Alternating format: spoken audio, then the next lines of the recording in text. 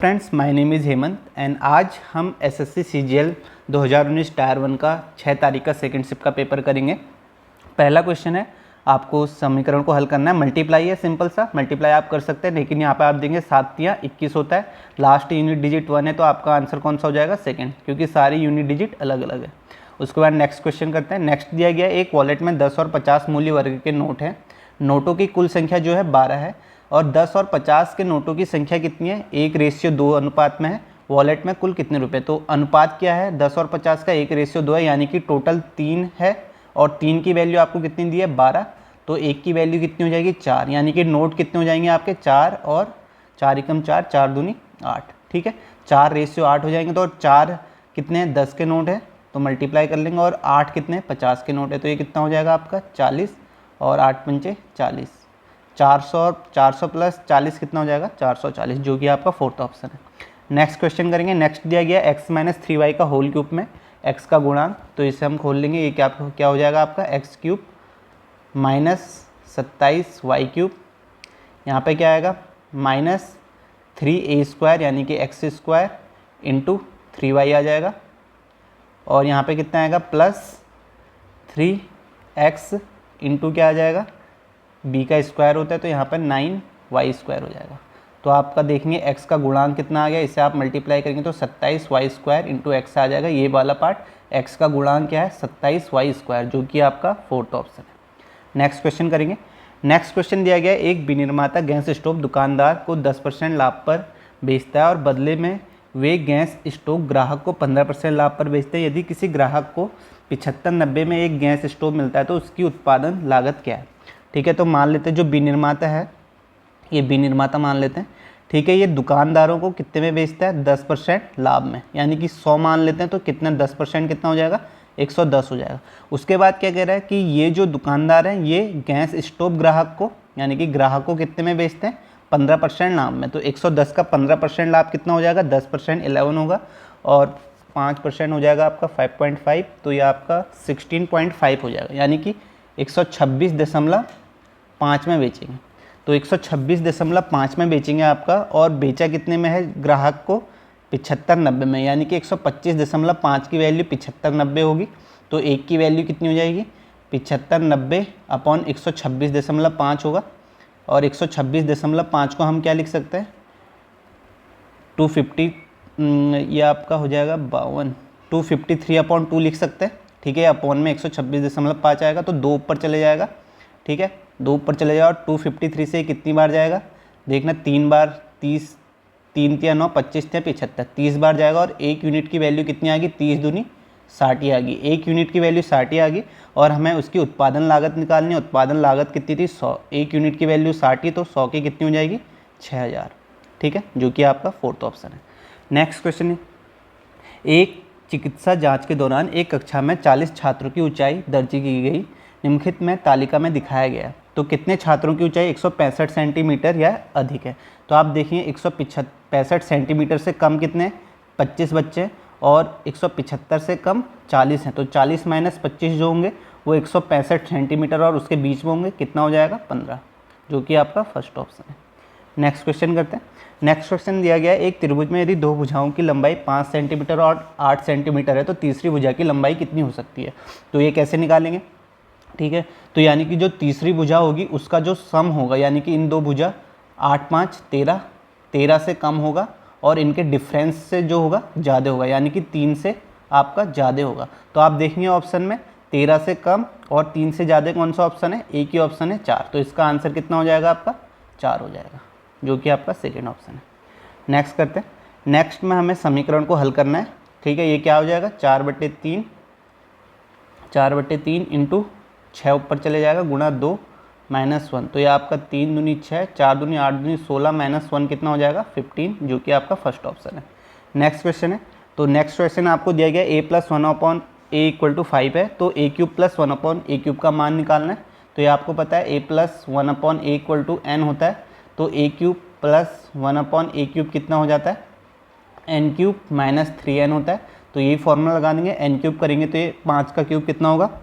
125 - 3n कितना होगा? 15। तो 125 में से 15 घटाएंगे, आपका कितना आएगा? 110, जो कि आपका थर्ड ऑप्शन है। नेक्स्ट क्वेश्चन करेंगे। तो नेक्स्ट क्वेश्चन में हमें दिया गया यदि cos square theta minus 1 plus tan square theta plus 2 tan square theta equal to 1 है, तो आपको थीटा का मान बताना और थीटा की जो वैल्यू है वो आपको बताई गई है 0 से 90 के बीच में, यानी कि 0 या 90 भी हो सकती है। तो आप ऑप्शन देखेंगे, ऑप्शन पुट करेंगे थीटा की वैल्यू में सिंपल। अगर हम यहाँ पे 45 पुट करते हैं तो ये इक्वेशन बराबर आ जाएगी, तो यही इसका आंसर होगा। आप ये भी करके देख सकते हैं 90 30 60 45 करते हैं तो कॉस स्क्वायर थीटा, तो कॉस 45 1/√2 होता है, तो ये आपका 1/2 माइनस 1 हो जाएगा। और ये आपका 45 1 होता है तो ये आपका 1 + 1 2 हो जाएगा, प्लस कितना हो जाएगा 2, 10 45 1 होता है 2 हो जाएगा। तो यहाँ से करेंगे तो माइनस 1/2 प्लस 2 × 2 होगा, प्लस 2 होगा, तो 2 से 2 कैंसिल, 2 में से 1 जाएगा तो कितना होगा 1 होगा। तो आपने देखा कि 1 यहाँ से भी आ गया और यहाँ इक्वल टू में 1 प्रूफ करना था, तो थीटा की वैल्यू क्या होगी 45। उसके बाद नेक्स्ट क्वेश्चन करते हैं। नेक्स्ट में आपको दिया गया एक स्कूल में 4% छात्र वार्षिक परीक्षा के लिए उपस्थित नहीं हुए। कुल उपस्थित छात्रों में से 10% छात्र परीक्षा में उत्तीर्ण नहीं हो सके। शेष छात्रों में से 50% ने डिस्टिंक्शन अंक प्राप्ति किए। 432 छात्रों ने परीक्षा उत्तीर्ण की लेकिन उन्हें डिस्टिंक्शन अंक नहीं मिले। स्कूल में छात्रों की कुल संख्या, तो आप मान लीजिए कि छात्र कितने थे 100% थे, ठीक है 100% मान लिए। अब इसने बोला कि 4% छात्र वार्षिक परीक्षा के लिए उपस्थित नहीं हुए, तो उपस्थित कितने हुए 96% हुए। उसके बाद बोला कि कुल उपस्थित छात्रों में से 10% छात्र परीक्षा में उत्तीर्ण नहीं हो सके, तो 10% उत्तीर्ण नहीं हो सके तो 10% कितना होगा इसका 9.6 होगा। तो 9.6 आपके कितने होंगे उत्तीर्ण नहीं हो सके, तो बचे कितने, आप इसमें से 9.6 घटाएंगे, तो अगर 9 घटाएंगे तो आपका कितना आएगा 86.5 आ जाएगा, ठीक है 86.4 आएगा, सॉरी, ठीक है। तो आपके 86.4 ने क्या क्या परीक्षा पास की। उसमें से भी बोला है 50% ने डिस्टिंक्शन अंक प्राप्त किए, और ठीक है 50% ने डिस्टिंक्शन अंक, तो 50 मतलब इसका हाफ हो गया। इसका हाफ कितना हो जाएगा 2 चक्को 8 2 3 6 43.2। तो 43.2 ने जो डिस्टिंक्शन अंक प्राप्त किए और जो 43.2 थे उन्होंने, ठीक है उन्होंने पास किया सिंपल। तो 432 छात्र ने परीक्षा उत्तीर्ण की लेकिन उन्हें डिस्टिंक्शन अंक नहीं मिले, यानी कि ये जिन्हें नहीं मिले डिस्टिंक्शन वो कितने हैं 43.2। इसकी वैल्यू आपको कितनी दी गई है 432। तो यानी कि कितना गुना है 10 गुना है, ठीक है आप कह सकते हैं 10 गुना है, ये 10 गुना है। और आपको टोटल छात्र बताने तो 100% माने तो ये कितने हो जाएंगे 10 से मल्टीप्लाई करेंगे तो ये भी 10 गुना होंगे, ये 1000 हो जाएगी, जो कि आपका थर्ड ऑप्शन होगा। ये ऑप्शन आपका यहाँ पे गलत दिया है, 1000 इसका आंसर होगा, ठीक है। नेक्स्ट क्वेश्चन करते हैं। नेक्स्ट दिया गया अमित और सुनील मिलकर एक काम को 9 दिनों में पूरा कर सकते हैं। सुनील और दिनेश मिलकर उसी काम को 12 दिनों में पूरा करते हैं, और अमित और दिनेश मिलकर उसी काम को 18 दिनों में पूरा करते हैं। यदि अमित सुनील और दिनेश एक साथ काम करते हैं तो वे कितने दिनों में काम पूरा कर देंगे। तो अमित और सुनील कितने दिन में करते हैं 9 दिन में। उसके बाद जो सुनील और दिनेश हैं वो कितने दिन में करते हैं 12 दिन में।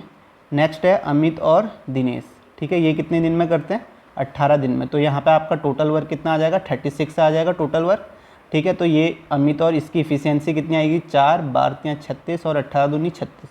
तो आप देखें 4 3 2, ठीक है। अगर इनकी इफिशियंसी आ गई, अगर आप इन तीनों को जोड़ेंगे तो ये कितना आ जाएगा 2 बार अमित है 2a + s + d आ जाएगा। ये कितना आ जाएगा 4 3 7 2 9।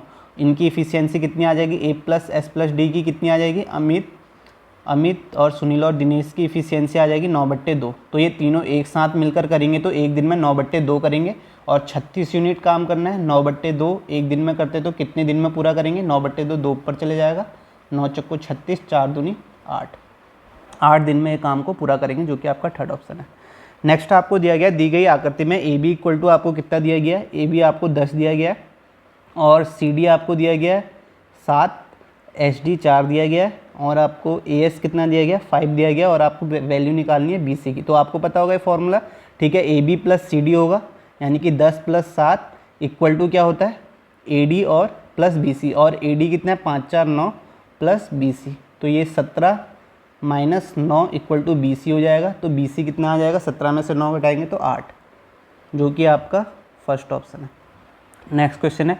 नेक्स्ट आपको दिया गया एक समचतुर्भुज के विकर्णों की लंबाई 16 सेंटीमीटर और 12 सेंटीमीटर है, इसका क्षेत्रफल। तो क्षेत्रफल क्या होता है 1/2 d1 × d2। d1 कितना है 16 और d2 कितना है 12, तो 2 × 8 = 16 12 × 8 96।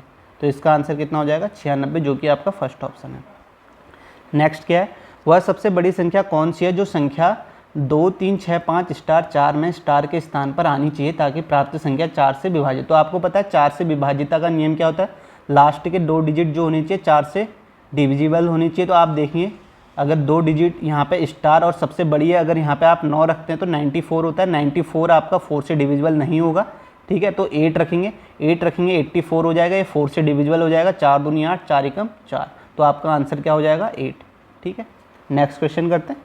नेक्स्ट आपको दिया गया ए बी 8 दिया गया है, ये आपको 8 दिया है, और ए सी आपको 10 दिया है, ठीक है, और ए बी डी 90 है, और ए डी आपका कितना है, ए डी आपका 17 है। तो आपको क्या निकालना है, सी डी की लंबाई निकालनी, ये लंबाई निकालनी। तो आप देखिए ये आपका पाइथागोरस प्रमेय, ये 10 है, ये 8 है, तो ये कितना हो जाएगा, ठीक है, 100 64 64 36, तो ये आपका 6 हो जाएगा, ठीक है। आप देखिए अब ये 8 है, ये 17 है, और ये 6 है, ठीक है। ये बड़े वाले ए बी डी में अगर आप पाइथागोरस प्रमेय लगाएंगे तो ये आपका कितना आ जाएगा 289 आ जाएगा, और इक्वल टू कितना आएगा 8 का स्क्वायर, 8 का स्क्वायर कितना होता है 64 प्लस यहाँ पे x मान लिए, ठीक है, ये यहाँ पर कितना हो जाएगा 6 प्लस x का स्क्वायर। तो यहाँ पर आपको देखिए यहाँ पर क्या रखेंगे, अगर आपको पाइथागोरस ट्रिक याद है तो आप सीधे कर सकते हैं, ठीक है, ये याद होनी चाहिए, जैसे 8 15 17 होता है मुझे याद है, तो मैं यहाँ पे क्या करूँगा सीधे इसको 15 बनाऊँगा, ठीक है, 64 आ गया, यहाँ पे मैं 9 वैल्यू रखूँगा तो ये 289 के बराबर हो जाएगी। 64 प्लस 9 6 कितना होता है 15, 15 का स्क्वायर, तो ये आपका कितना हो जाएगा 64 प्लस 15 का स्क्वायर 225, 225 और 64 289, यानी कि यहाँ पे वैल्यू क्या आएगी 9, जो कि आपका थर्ड ऑप्शन है, ठीक है। यहाँ पे आप 9 रख सकते हैं, और आप फिर देखें पाइथागोरस प्रमेय लगा के ये प्रूव होगा। उसके बाद है 2 साइकिल सवार XY एक ही समय पर स्थान A से साइकिल चलाना शुरू करते हैं और क्रमशः 6 किलोमीटर और 8 किलोमीटर की चाल से स्थान B की ओर जाते हैं। यात्रा के दौरान 15 मिनट तक रुकने के बावजूद Y X से 10 मिनट पहले पहुंच जाता है। तो आपको बताया डिस्टेंस जो है वो बराबर है, ठीक है, मैंने बताया स्पीड बराबर होता है डिस्टेंस अपॉन टाइम। अगर डिस्टेंस बराबर होती है, ठीक है, डिस्टेंस कांस्टेंट होती है, तो स्पीड जो होती है वो टाइम के प्रोपोर्शनली हो जाती है। तो स्पीड आपको क्या दी गई है 6:8 दी गई है, ठीक है। तो इसका रेशियो टाइम क्या हो जाएगा, इसका उल्टा हो जाएगा। ये किस रेशियो में 2 3 6 2 चक्को 8, 3:4 में जो टाइम लगेगा वो 4 से 3 लगेगा। तो आप देखिए उसके बाद बोला है इन्होंने यात्रा के दौरान 15 मिनट तक रुकने के बावजूद Y X से 10 मिनट पहले पहुंच जाता है। अगर वो 15 मिनट रुका नहीं होता तो वो कितने मिनट पहले पहुंच जाता, 25 मिनट पहले पहुंच जाता, क्योंकि 15 ये है 10 ये है, ठीक है। रुका है इसलिए 10 मिनट पहुंच रहा है पहले, अगर रुका नहीं होता तो 25 मिनट पहले पहुंच जाता। यानी कि हम कहते कि यहाँ पर देखिए 1 यूनिट की वैल्यू आपकी कितनी हो जाती 25 यूनिट, ठीक है, सॉरी 25 मिनट हो जाती, ठीक है। तो 1 यूनिट की वैल्यू 25 मिनट है, क्योंकि 4 से 3 जा रहा है, ठीक है। पहले कितने यूनिट पहले पहुँच रहा है 1 यूनिट, लेकिन यहाँ पे दिया है 25 यूनिट, यानी कि एक यूनिट की वैल्यू 25 यूनिट है, तो 4 यूनिट की वैल्यू कितनी हो जाएगी 100 हो जाएगी, ठीक है, 4 यूनिट की वैल्यू 100 हो जाएगी। और स्पीड डिस्टेंस बराबर क्या होता है स्पीड इंटू टाइम, तो टाइम आपका 100 मिनट आ गया। तो यहाँ पे आप स्पीड कितनी है, स्पीड आप देखेंगे यहाँ पे 100 है, स्पीड आपकी 6 है, तो 6 इंटू 100 मिनट करेंगे, ठीक है। इसको आप किस में, इसको आप घंटे में बदलेंगे तो आप कैसे करेंगे, ठीक है, 60 से मल्टीप्लाई कर लेंगे तो आपका कितना आ जाएगा 10 बार जाएगा, और 10 से 100 कितनी बार जाएगा 10, तो डिस्टेंस आपकी कितनी आ जाएगी 10 किलोमीटर, जो कि आपका 4000। एक इसका फॉर्मूला भी आप फॉर्मूले से भी कर सकते हैं, अगर आपको फॉर्मूला याद है तो formula S1 into S2 upon S1 minus S2 into time difference होता है यहाँ पे, ठीक है, यहाँ पे टाइम डिफरेंस होता है, तो इस फॉर्मूले में रख के भी कर सकते हैं आप, सिंपल है। नेक्स्ट क्वेश्चन करेंगे। नेक्स्ट दिया गया है निम्नलिखित तालिका में 5 कर्मचारियों ABCDE के संबंध में एक विशेष महीने के लिए आय को उनके स्रोत सहित दर्शाती है। तो कितने कर्मचारियों को वेतन के अलावा अन्य आय के रूप में कुल 10,000 से अधिक राशि प्राप्त हुई है। तो वेतन जो है 52,000 है, और अन्य आय जो है ये है, ठीक है। तो आप देखिए 52,000 है, और आपको कुल कितनी मिली है 66,000, यानी कि अन्य कितनी मिली है 66,000 में से 52,000 घटाएंगे तो 8 6 14, तो यानी कि ये 14,000 मिल रही है, तो ये 10,000 से अधिक है, यानी कि ए जो है अन्य आय जो है इसकी 10,000 से अधिक है। उसके बाद बी में देखिए बी का 48,500 है, और आपको 59,000 मिल रही है, यानी कि आप देखेंगे 48 में 10 जोड़ेंगे 10,500, तो यहाँ पे आप देखेंगे ये आपका ज़्यादा आ रहा है, 10,000 से ज़्यादा आ रहा है, तो 2 हो गए, ठीक है। उसके बाद सी में देखिए, सी में आप देखेंगे 42,000 है और 52,000 मिल रही है टोटल, तो यानी कि 10,000 एक्स्ट्रा मिल रही है, तो हमें 10,000 से अधिक निकालनी है, तो ये ऑप्शन नहीं होगा, ठीक है। डी में आप देखेंगे 40, 31, 9,000 मिल रही है, ये भी नहीं होगा। उसके बाद 25 और 31, यहाँ भी आपको 10,000 से कम मिल रही है, तो ये भी नहीं होगा। तो आपके कितनों को मिल रही है, ए और बी को, 2 लोगों को, तो आपका ऑप्शन 4 हो जाएगा। नेक्स्ट करेंगे। नेक्स्ट है sin 30 sin 60 upon cos 60 cos 30 minus tan 45। तो आपको पता है sin 30 अपॉन cos 60 1 हो जाएगा। कैसे हो जाएगा, cos 60 को हम क्या लिख सकते हैं, cos 60 को हम लिख सकते हैं sin 90 माइनस 60 लिख सकते हैं। sin 90 माइनस 60 कितना होता है, sin 90 माइनस 60 cos 60 होगा, और 90 में से 60 घटाएंगे sin 30 हो जाएगा, तो ये आपका 1 हो जाएगा, और ये भी आपका 1 हो जाएगा। तो यहाँ पर से 1 और माइनस tan 45 कितना होता है, 1 होता है, तो 1 माइनस 1 0 होता है। समझ में आ गया होगा आपको, ठीक है। या आपको ऐसे पता नहीं है तो आप ये याद कर लिए, अगर साइन और कॉस का ऐसे हैं और इनके एंगल का सम 90 हो रहा है तो 1 होता है, ठीक है। नहीं तो सिंपल सा फॉर्मूला है। उसके बाद नेक्स्ट करेंगे। नेक्स्ट में आपको वैल्यू निकालनी है, तो आपको पता है साइन 0 होता है, तो ये पूरा 0 हो जाएगा। इसका आंसर क्या आ जाएगा, थर्ड ऑप्शन। नेक्स्ट करेंगे। नेक्स्ट आपको दिया गया, एक दुकानदार ने एक कंप्यूटर टेबल पर 7200 का अंकित किया, वह इस पर 10% की छूट देता है, फिर भी 8% का लाभ कमाता है, तो वह कोई छूट नहीं देता, तो उसका लाभ परसेंट क्या होता है। तो आपको पता है MP/CP का फॉर्मूला पता होगा, ठीक है। 100 प्लस प्रॉफिट होता है, 100 प्लस प्रॉफिट कितना हुआ 108, और आपको डिस्काउंट कितना हुआ 10, 100 माइनस डिस्काउंट होता है ना 90, तो रेशियो कितना आ गया 18 छक्का 108, 18 पंचे 90, 6 रेशियो 5 आ गया। तो आप कह रहा है कि अगर उसने छूट नहीं दी होती, छूट नहीं देता तो कितने में बेचता, ठीक है, वो 108 में यानी कि 6 में ही बेचता। MP 6 है, ठीक है, छूट नहीं देता तो यही इसका सेलिंग प्राइस होता, और CP कितना है 5 है, तो कितना उसको लाभ कितना होता, ठीक है। 5 से वो 6 में बेच रहा है, 1 का लाभ हो रहा है 5 पे, तो कितना % हो गया आपका 5 दूनी 10, 20%, ठीक है। इसमें आपकी 7200 की कोई ज़रूरत नहीं है। अगर जहाँ पे आपको परसेंटेज चेंज निकालना होता है तो वहाँ पे आप सीधे इन वैल्यू में भी कर सकते हैं। अगर आपको फिर भी करना है तो आप 6 की वैल्यू निकाल लो, 6 की वैल्यू आपको 7200 दी गई है, फिर 5 की निकाल लो, फिर आप वैसे भी प्रॉफिट निकालोगे तो तब भी 20% आएगा, ठीक है।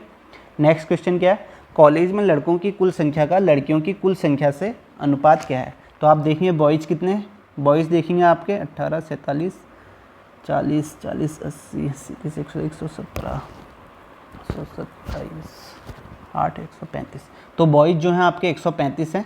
उसके बाद आप गर्ल्स देखेंगे, गर्ल्स कितनी है, ठीक है, गर्ल्स कितनी है आपकी, ठीक है, 35, 25, 60, 60, 40, 105 और आपकी 115, ठीक है, 115 गर्ल्स हैं, तो रेशियो क्या हो जाएगा 5 से, ये 27 बार जाएगा, और ये कितनी बार जाएगा 23 बार। तो आपका आंसर कौन सा है, फर्स्ट। नेक्स्ट क्वेश्चन करेंगे। नेक्स्ट दिया गया है, कितने श्रमिक प्रतिदिन 1100 से कम कमाते हैं, ठीक है, ये निकालना है। 45 कुशल श्रमिकों की दैनिक आय है, तो 1100 से कम कमाने वाले कितने हैं, तो 1000 से 1100 ये है, 1100 से जो कम कमाने वाला है वो ये हैं, तो इनका सम कितना है 20, 30, 35, 4, 39, जो कि आपका थर्ड ऑप्शन होगा। नेक्स्ट करते हैं। नेक्स्ट आपको दिया गया है, आकृति में यदि APO 35 है तो निम्न में कौन सा विकल्प सही होगा। ये यानी कि आपको ये APO 35 दिया है, तो आपका कौन सा विकल्प, BPO, ठीक है, BPO, ठीक है, हाँ ये 35 होगा, ठीक है, पता बराबर होता है, आपको पता है टेंजेंट, ठीक है, ये टेंजेंट है, ये टेंजेंट है, और ये आपके दोनों आपके सिमिलर हो जाते हैं, तो सिमिलर होने में ये भी बराबर होगा, ये भी 35, ये पहला ये ऑप्शन सही आ गया, ठीक है, BPO आपका 35 होगा। नेक्स्ट करते हैं। नेक्स्ट आपको दिया गया 24 छात्रों ने धन एकत्रित किया और औसत योगदान कितना था 50 था, यानी कि 24 छात्रों का जो औसत था 50 था, सम कितना हो जाएगा 24 छात्रों का, ठीक है, 24 छात्रों का सम निकालेंगे, 24 × 50 करेंगे, आपका कितना हो जाएगा, आपका 1200 हो जाएगा। फिर उसके बाद कह रहा है कि उनके शिक्षक ने भी कुछ धन का योगदान दिया, औसत 56 हो गया, यानी कि शिक्षक आएगा तो एक आएगा तो 25 हो जाएंगे टोटल, और औसत कितना हो गया 56 हो गया, तो इन 25 का सम कितना हो जाएगा आपका, 25 का सम निकालेंगे, 25 × 56 करेंगे, आपका कितना हो जाएगा 1400 हो जाएगा। तो अब बोल रहा है कि उस शिक्षक ने कितना योगदान दिया, तो ये 24 का सम है, ये 25 का है, डिफरेंस जो होगा वो किसने दिया होगा, शिक्षक ने। 1400 में से 1200 घटाएंगे, आपका कितना आ जाएगा 200, 200 आपका आंसर होगा, जो कि सेकेंड ऑप्शन है। नेक्स्ट क्वेश्चन है। नेक्स्ट आपको दिया गया, अमित ने साधारण ब्याज पर 2500 की राशि उधार ली, भोला ने उतनी ही राशि चक्रवृद्धि ब्याज पर उधार ली। 2 वर्ष के अंत में भोला को अमित की तुलना में 160 अधिक ब्याज देना पड़ा, वार्षिक ब्याज दर क्या है। तो ये आपको पता है यहाँ पे CI माइनस SI 2 साल का फॉर्मूला है, ठीक है, ब्याज निकालना है। 2 साल का फॉर्मूला क्या होता है, CI minus SI equal to क्या होता है आपका, P इंटू आर अपॉन 100 का होल स्क्वायर होता है, ठीक है। ये यानी कि डिफरेंस होता है, तो 2 साल का डिफरेंस कितना दिया गया, 160 दिया गया। 160 इक्वल टू पी कितना हो जाएगा, 25,000 हो जाएगा, ठीक है। और आर कितना दिया गया, आर आपको निकालना है, आर स्क्वायर अपॉन 100 का स्क्वायर हो जाएगा, 100 इंटू 100 हो जाएगा। तो ये आप यहाँ से ये 3 शून्य कट जाएंगे आपके, ठीक है। आपका 25 इंटू 10 हो जाएगा, तो आर स्क्वायर इक्वल टू कितना आ जाएगा, 10 यहाँ मल्टीप्लाई होगा तो 1600 हो जाएगा, अपॉन में कितना होगा 25, ठीक है। तो आर कितना हो जाएगा 1600, अंडर रूट हो जाएगा यहाँ पे, अंडर रूट 1600 का कितना होता है 40 और 5 का 25 का 5 होता है, तो ये 5 अट्ठे 40, 8% आपका आ जाएगा, जो कि आपका थर्ड ऑप्शन। या तो आपको फॉर्मूला याद होना चाहिए या आप ऐसे भी निकाल सकते हैं। आप देखेंगे 160 अधिक है, क्योंकि साधारण ब्याज और चक्रवृद्धि ब्याज में 160 अधिक है, तो 160 आपका 25,000 का कितना परसेंट है ये देख लेंगे। तो यहाँ से आपका कितना आ जाएगा, यहाँ से आप निकालेंगे तो ये आपका 0.64% आ जाएगा, ठीक है। तो 0.64 आपको पता ही है, अगर साधारण ब्याज होता है तो 2 साल में 16 होता है, 8% रेट होगा, 16% होता है। और चक्रवृद्धि ब्याज कितना होता है 2 साल में, 16.64% होता है। तो आप देखेंगे कि 64 एक्स्ट्रा आ रहा है, तो इसका आंसर 8 होगा। एक तरीका ये है, नहीं तो आप फॉर्मूला याद कर लीजिए ऐसे भी। तो ये पेपर यहीं पे ख़त्म होता है, तो आप इसे शेयर करिए और चैनल को सब्सक्राइब करिए। आगे मैं ऐसे ही नेक्स्ट इसका शिफ्ट का पेपर लाऊंगा। और आज के लिए बस इतना ही। Thank you so much.